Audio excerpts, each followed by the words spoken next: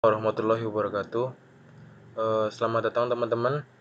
Pada pertemuan kali ini kita akan masuk ke modul 9, yaitu mengenai tentang arsitektur klien dan server server FTP, DNS, dan HTTP server. Oke, pada praktikum kali ini kita akan membuat topologi sesuai dengan yang ada di modul. Jadi kita menggunakan 3 network yang berbeda untuk menghubungkan antara server dan klien.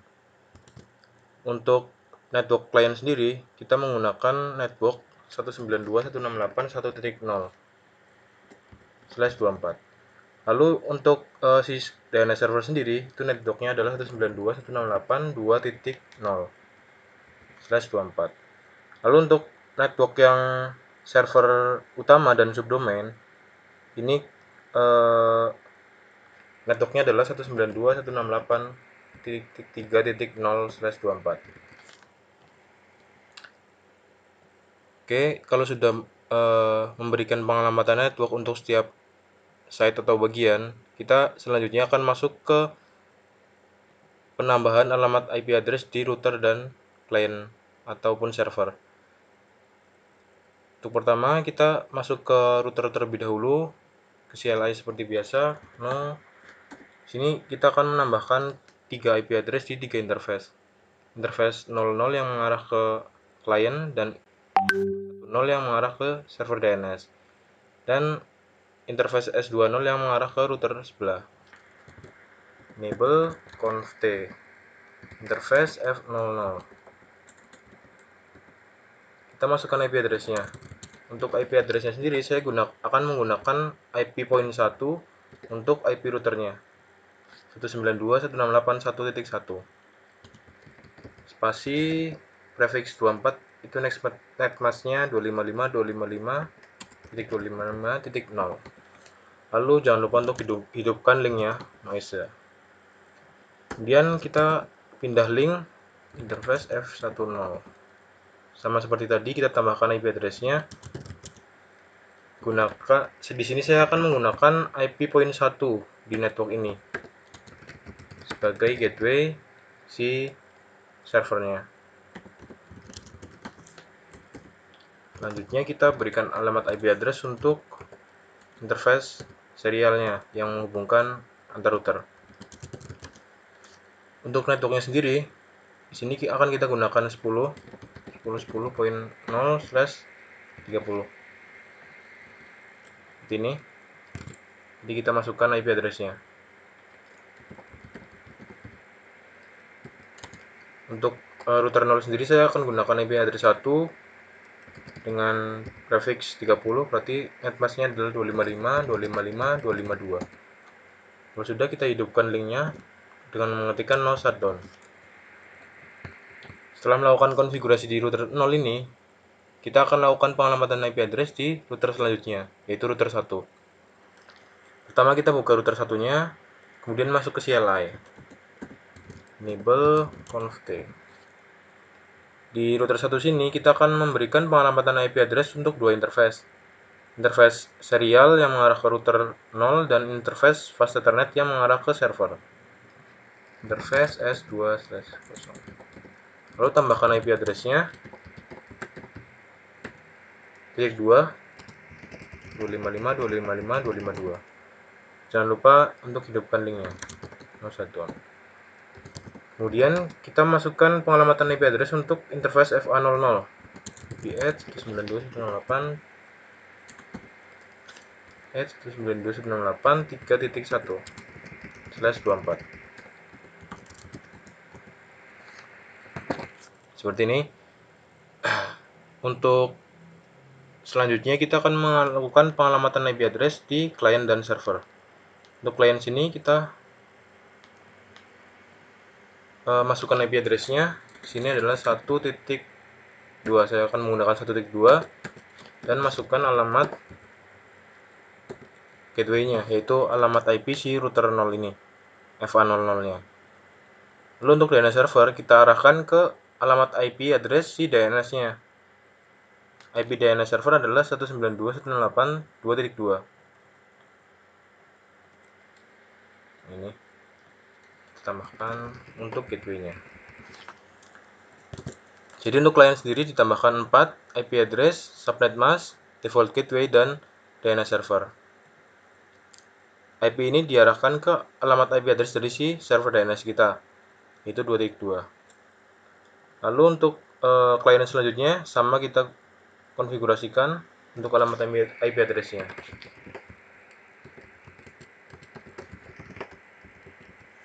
Dan masukkan alamat IP DNS-nya. Kalau sudah, kita close. Kemudian kita lakukan pengalamatan IP address di server. Untuk DNS-nya sendiri sudah saya konfigurasikan dengan IP address-nya 192.168.2.2. Seperti ini. Lalu untuk server utamanya kita masuk dan kita berikan pengalamatan IP address-nya. Sesuaikan dengan network yang telah kita buat tadi. Saya akan menggunakan IP 192.168.3.3 dan masukkan gateway-nya, yaitu IP dari si router 1 yang FA00. Kalau sudah, kita close, lalu kita masuk ke subdomain. Seperti tadi, kita masukkan alamat IP address-nya. Untuk ini adalah 3.2 dan default gateway-nya sama, yaitu alamat IP address router FA00. Kalau sudah seperti ini, selanjutnya kita akan mencoba untuk menghubungkan network-network yang berbeda ini menggunakan routing. Routing yang akan kita gunakan di sini adalah routing OSPF, sesuai dengan modul sebelumnya yang sudah membahas dengan routing OSPF. Untuk konfigurasinya sama, kita masuk ke router 0, lalu kita ketikkan router OSPF spasi OSPF ID-nya. Untuk OSPF ID-nya itu bebas, terserah kalian. Kemudian masukkan network-nya, network yang terhubung langsung dengan si router 0, terhubung secara fisik. Itu ada 3 network, 1, 2, dan 3. Kita masukkan spasi di sini kita masukkan alamat wildcard mask dari si setiap networknya 0000255. Wildcard mask ini merupakan kebalikan dari netmask itu sendiri. Lalu masukkan areanya. Di sini kita akan menggunakan single area, jadi kita akan menggunakan area 0 semua. Network 192.168.2.0 0000255 area 0. Lalu kita masukkan network yang mengarah ke router sebelah 10.10.10.0 3. 3 di sini karena netmasknya adalah /30. Kalau sudah dilakukan OSPF di router 0, kita konfigurasi OSPF di router 1 ini. Kita buka router satunya, masuk ke CLI seperti biasa.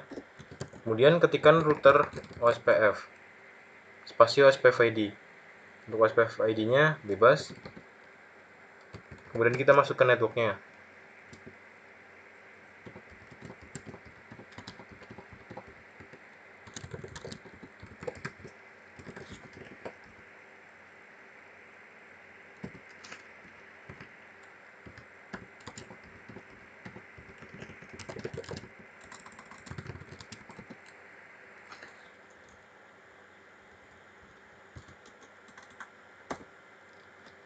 Ini selanjutnya kita akan verifikasi koneksi antar si klien dan server. Ini sudah successful. Ya, sudah successful.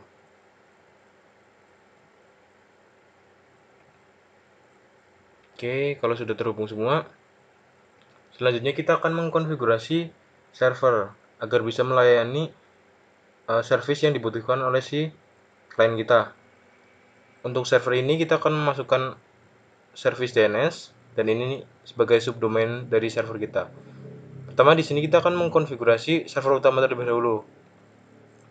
Untuk server utama sendiri, kita akan menerapkan 2 service, yaitu service HTTP yang menggunakan domain utama dan service FTP. Lalu untuk HTTP-nya sendiri, kita akan menggunakan indeks atau file index HTML yang sudah terdapat di modul.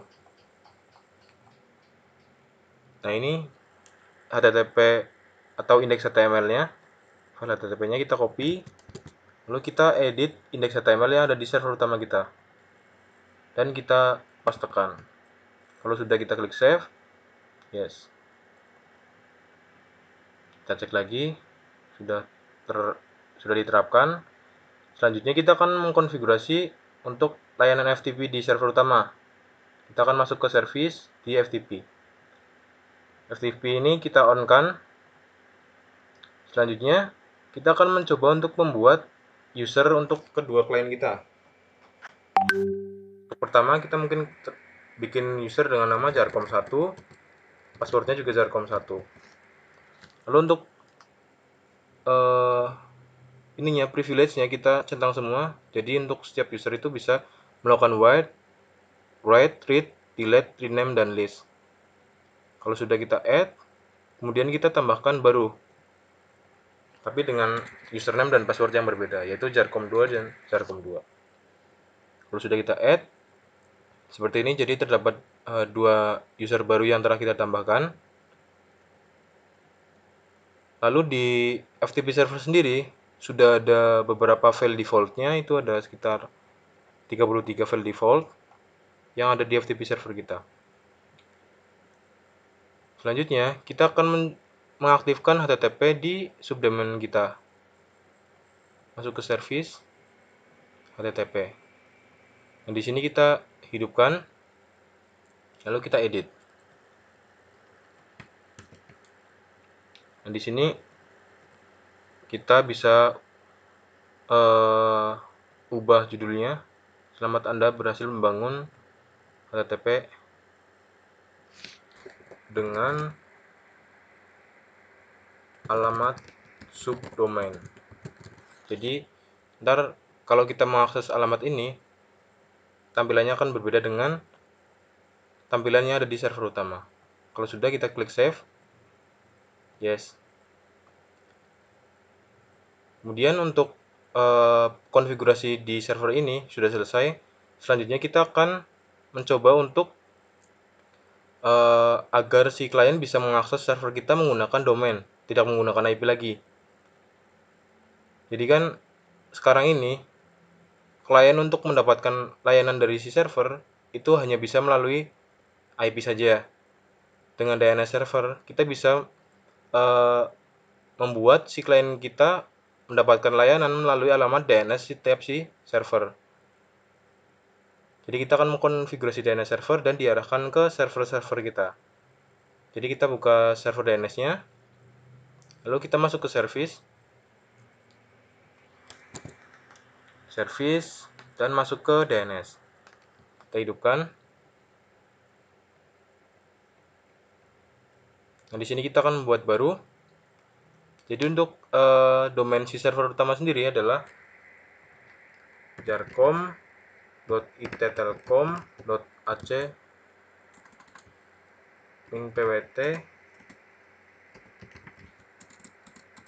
pwt.ac.id. Lalu untuk recordnya itu e-record. E-record ini digunakan untuk mentranslasikan alamat IP address server kita menjadi alamat domain yang telah kita siapkan. Jadi kita gunakan tipenya a-record. Lalu untuk addressnya kita arahkan ke alamat IP server utama kita. Server utama kita memiliki alamat IP 3.3. Jadi kita masukkan addressnya seperti ini. Kalau sudah, klik add. Selanjutnya kita akan menambahkan subdomainnya untuk server subdomain kita. Sama, kita gunakan namenya sama, dan kita tambahkan di depannya itu FTI jarcom.telkom.ac.id. Lalu untuk addressnya sendiri kita arahkan ke alamat server subdomain kita, yaitu 3.2. Ini alamat IP-nya. Jadi kita ubah untuk addressnya ke 3.2. Kita add. Kalau sudah, kita selanjutnya akan melakukan pengujian. Di pengujian ini kita akan mencoba mengakses server utama melalui web browser di klien menggunakan alamat IP dan menggunakan alamat domain. Jadi kita cek. Pertama kita akan mengakses dengan IP. Nah, untuk IP jelas sudah bisa. Selanjutnya kita akan mengecek untuk domain yang telah kita buat, yaitu jarcom.ittelkom-pwt.ac.id. Nah, untuk domainnya sendiri juga sudah bekerja. Kita klik go. Ini udah berjalan dengan baik, sudah bisa terakses. Selanjutnya kita akan mencoba mengakses alamat subdomain kita, yaitu tambahi FTP di depan domain utama kita. fti.jarcom. Nah, ini sudah bisa juga. Selamat, Anda berhasil membangun HTTP dengan alamat subdomain. Berarti untuk subdomainnya sudah berhasil di sini. Berarti untuk pengujian HTTP server dan DNS-nya sudah berhasil. Kita coba lakukan di PC klien yang lainnya. Kita buka web browser, lalu kita ketikkan alamat domain dari server utama kita, jarcom.ittelkom-pwt.ac.id. Seperti ini. Untuk domainnya sendiri sudah berhasil dibuat. Selanjutnya kita akan melakukan pengujian subdomainnya. Kita tambahkan di alamat domain kita FTI. Nah, ini juga sudah berhasil. Selamat, Anda berhasil membangun HTTP dengan alamat subdomain. Seperti itu. Kalau sudah, kita close. Selanjutnya kita akan melakukan pengujian layanan FTP server. Pertama, untuk pengujiannya, kita akan mencoba melakukan upload dari PC 0 ke FTP server kita, yaitu server utama, dan mencoba mendownload file yang sudah kita upload dari server utama ke PC 1, sehingga file dari PC 0 bisa ditransfer ke PC 1. Oke. Jadi pertama kita buka PC 0, kemudian kita di sini akan membuat file baru terlebih dahulu. Kita buka text editor, lalu kita gunakan template yang sudah disediakan di modul.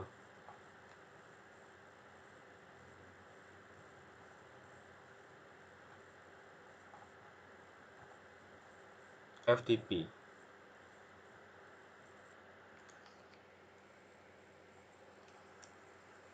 Nah, ini.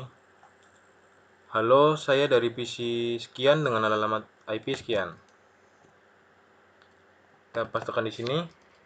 Halo, saya dari PC 0 dengan alamat IP 192.168.1.2. Kalau sudah, kita bisa save dengan menekan Ctrl S, lalu berikan nama filenya. Misalkan kita namain filenya from PC 0. Lalu sudah, kita klik OK, close.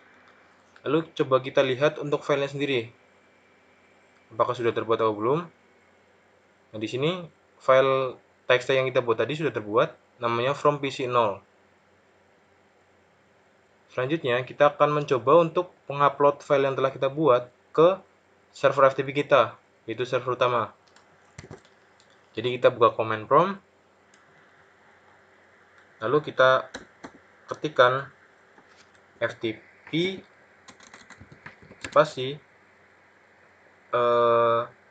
alamat IP ataupun domain dari server utama kita, jarcom.ittelkom-pwt.ac.id.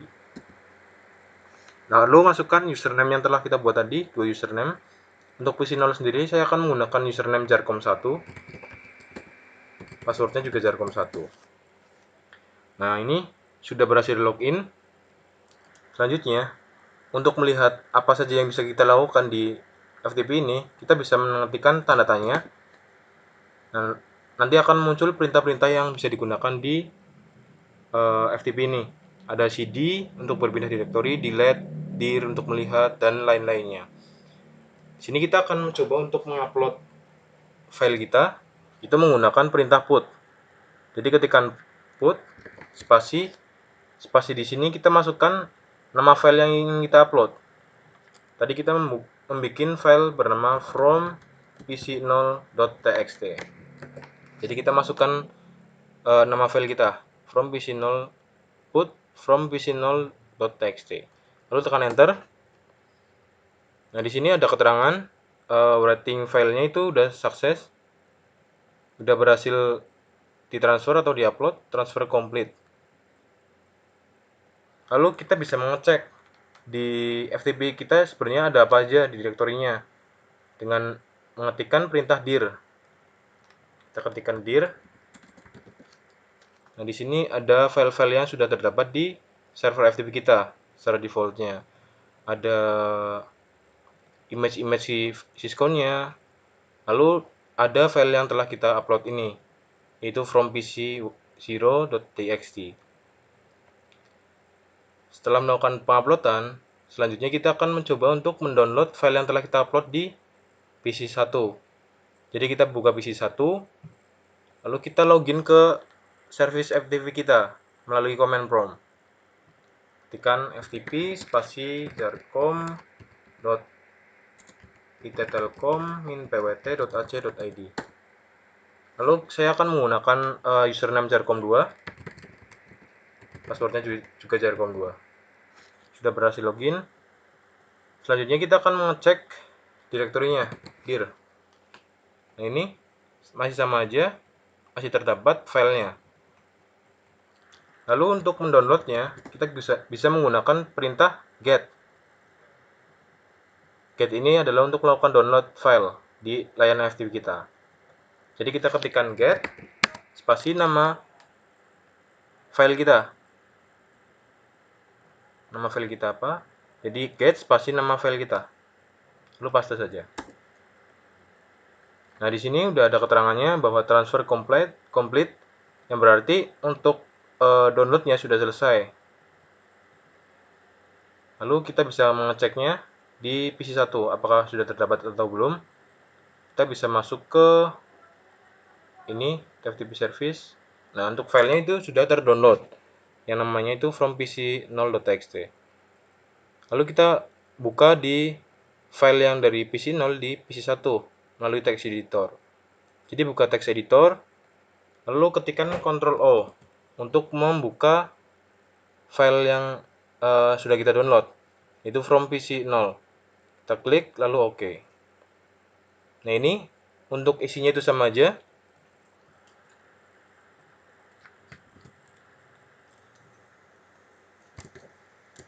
Nah, ini di PC0 dan PC1 filenya sama dan isinya pun sama. Jadi untuk